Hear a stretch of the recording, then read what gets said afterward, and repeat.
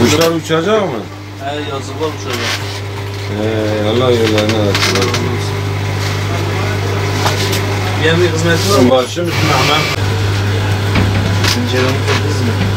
Cephane.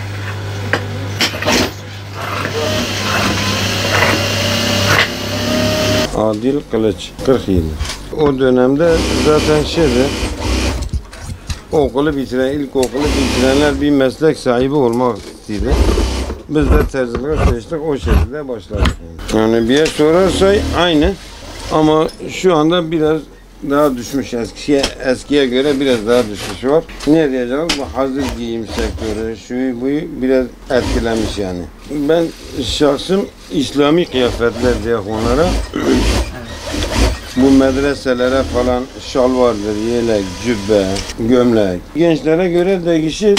Mesela medrese okuyorsa mecbur bize okuyacak. Çünkü onun hazırı yok Urfa'da. Hazır olmadığı için gelip bizde diktirmek zorundadır. Yani bu geniş şalvarların falan hazırı yok. Onun için bize geliyor.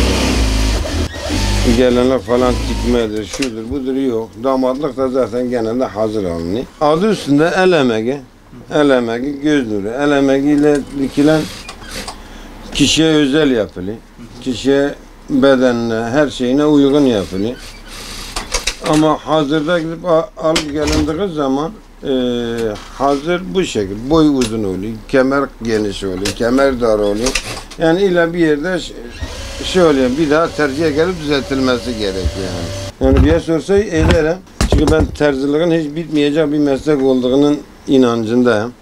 Bitmemesi de gerekir zaten. İnsanlar Tarzan gibi giyinmezse mecburi terziye ihtiyacı vardır. Yani hazır dediğimiz hazır sektörü de terzilerin elinden geçiyor yani zaten. O yüzden terzilik güzel bir meslek. Hadi peygamber mesleğidir. Peygamberden bize miras kalan bir meslektir.